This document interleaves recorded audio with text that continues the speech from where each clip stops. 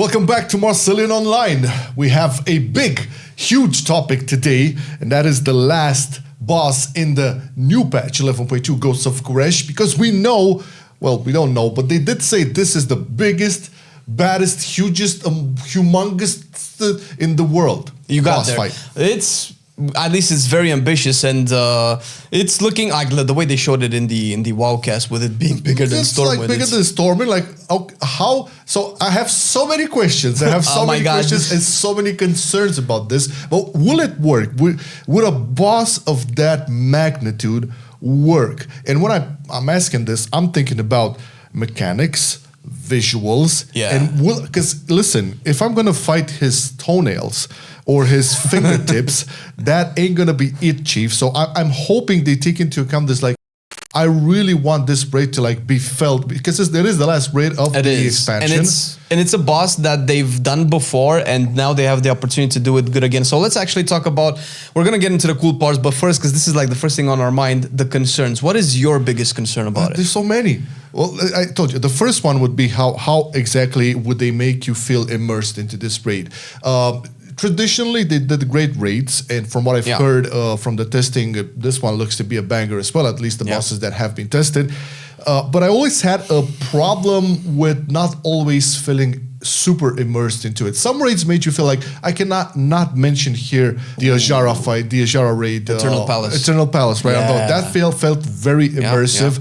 Even the Crucible of Storms, the mini raid, also felt very voidy, very, okay. So, I don't know, Dragonfly had awesome raids, but I didn't feel that immersed. I think the closest was probably the first one, Vault of the Incarnates, when we went into the mountain. Still, it wasn't touching like the surface of the previous raids from at least from BFA, from when I started raiding. So my first concern is, how would they make you feel immersed and be part of like something huge, fighting such a big entity like Demensius or...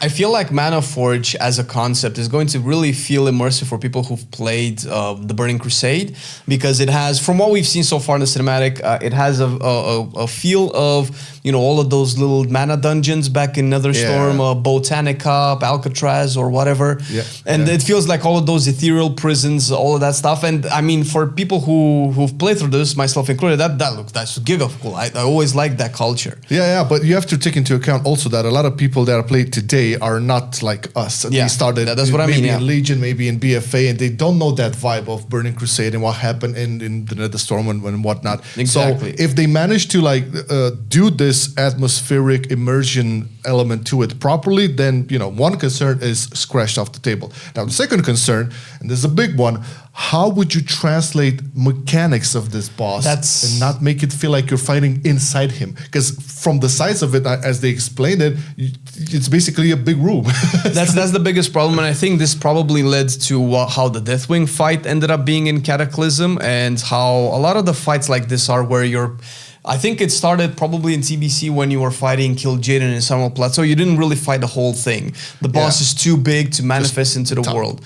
And how do you... Like, the first thing that comes to mind, because there's obviously a lot of issues, like you mentioned, is the Smolderon fight in Amir Drisil. Is not the only one, but is the biggest one, where the boss model is so big if you're a melee player that if it has mechanics around it that go through its model, that's going to be a problem. It was a pain. Because dodging those tornadoes that were coming from the range side as a melee, and you didn't know because you couldn't see past its feet, is going to be an issue. And not to mention that the boss model just doesn't fit your screen. This is why I was asking, will this work? Because obviously they want to have this huge epic moment with this boss fight. And yeah, you mentioned Deathwing. Like, I remember back in Cataclysm when they advertised the fight, this would be the biggest fight, the most mechanically intensive, the most visually impactful fight, and you ended up being on the back of Deathwing, just removing like stacks of armor from it. It was boring as fuck, and it was also it was bad.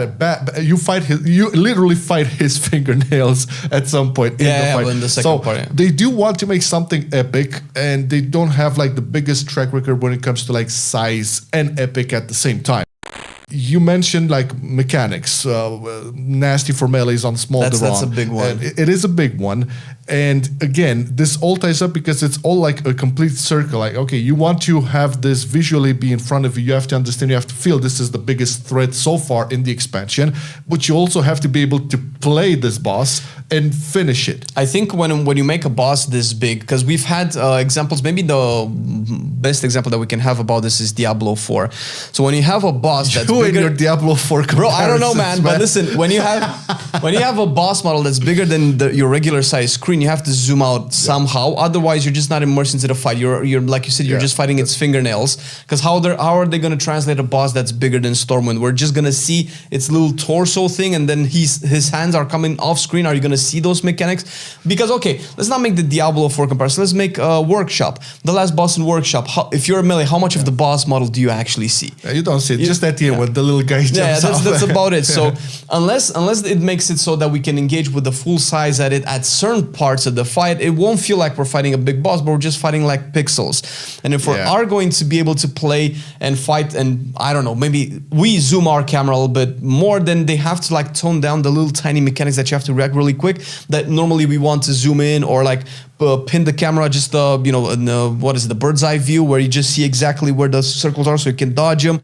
That just takes away from you getting immersed into the fight and actually seeing the boss model. So maybe this is one of those opportunities where they're going to tone down the mechanics, moving into their war against add-ons we did ask about this in our interview with them, and they definitely took this into account, but they did say that this won't be the way where you'll actually see this. Obviously, they're going to tone down some of the mechanics and some of the, but if you think about the mythic version of it, it's probably going to be a mess. I have no doubt. So a mess in the good sense, in the fact that there's going to be a lot happening, and you have to be aware about where things are moving, where you have to like sit. It's probably going to be some movement mechanics, some depth, DPS. This I'm thinking that they're probably going to break him down into some parts. I think like the best compromise would be for us to have like transitions where you actually see its size, but then when the actual fight, it's either an avatar of him or some sort of manifestations of him and stuff like that. I don't see something that's a little bit reassuring is I think it's Croesus from Nighthold. It was a big boss as well. Was the guy that killed Tyrion Forger, if you remember, and that was a worse fight to have problems on because you were fighting the boss on a tiny bridge, so you didn't have a lot of space to work on when it came to like dodgy mechanics. I think if I recall correctly, there were mechanics where you had to like run away from the boss, go to the back of the room, go back in. Now, I think there was a snippet on the WoWcast cinematic where they show him being surrounded by like a circular type platform. Yeah, I've seen that. Which is something that we've seen before in other types of RPG games where you're fighting a big boss. It's kind of makes sense because then maybe we rotating around the boss, we get to engage with its model a little bit more. But they definitely had a track record of good examples, not just Deathwing, that made them work. So it's not like it's guaranteed to fail. I'm sure the range DPS will be able to see much better than the melees. Range mains, let's go. I'm almost willing to bet on that. There's also the question mark here. Like this is the last boss of the War Within. This should make a transition story-wise and character-wise and arc-wise to Midnight. Now, the burning question is, how will this fight end? Because Midnight is all about Void, at least from its visuals. Yeah. Void and Shadow and all of that. And if we kill Demensius, what's left? That's the interesting part, because initially it was kind of hinted that Xal'atath would be maybe the end boss and we kill her or we don't kill her, and that paves the way to Midnight, but obviously we know that it's Demensius. And spoiler alert, by the way, spoiler alert, you have been warned. Stop the video now if you don't want to be spoiled. We're warning you. So it turns out that Xal'atath was against the Demensius this entire time, and she kind of helps us out and gets us the new artifact power. It's a little bit of a Sylvanas vibe, but the thing is, what this builds up into, Demensius being a bigger threat than we initially realized, and it's a Void Lord. It's supposedly the big baddie, the end baddie of World of Warcraft, and it's one of them, right? So I'm not sure if I hope that we're not actually gonna win. I don't think we're going to win because it would be weird, and I don't see any logical path towards the Midnight expansion. So if it's probably going to be something like, if they're going to go the lazy way out, that he escapes, that's bullshit.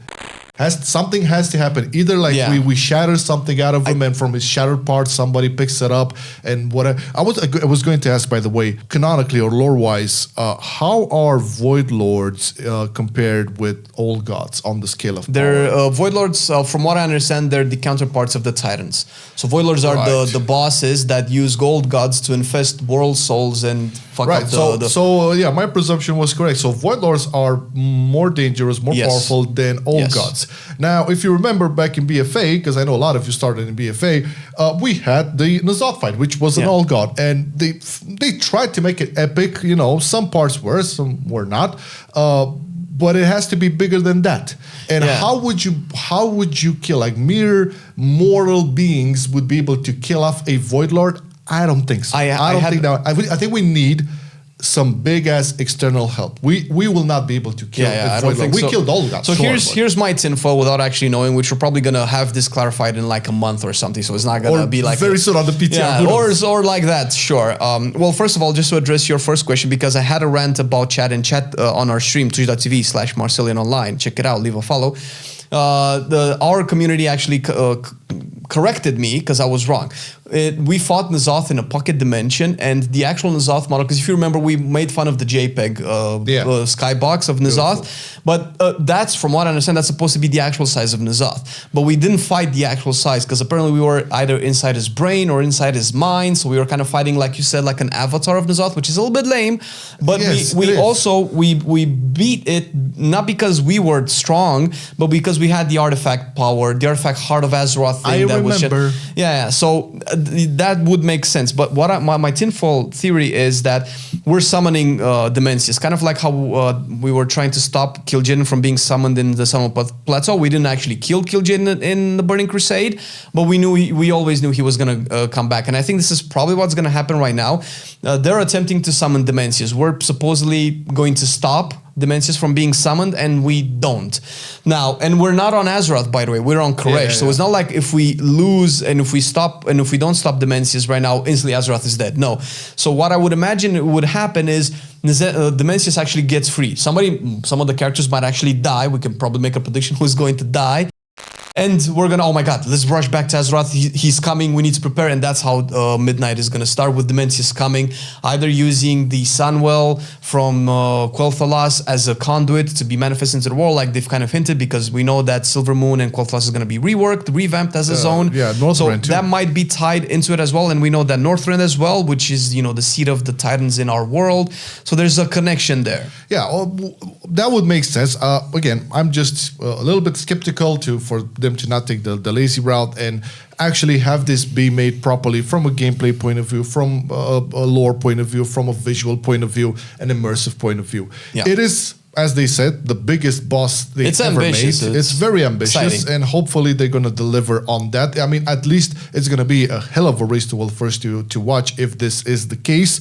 But more importantly is, like, what do you think?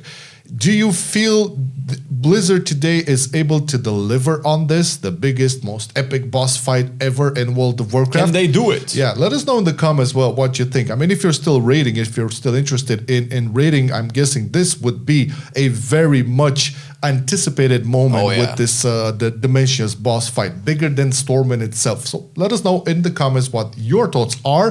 We're going to read them, and if they're cool, if they're interesting, if they get upvotes, maybe they make it into the next discussion video. If not, we're going to have another great topic to cover here. It's a lot to cover on. And also, we've covered a whole bunch already yet in our Frost Decay rework, which is looking to be the coolest thing that's happening in this patch. Everybody seems to be excited about the Frost Decay rework that's supposed to happen and revamp the spec.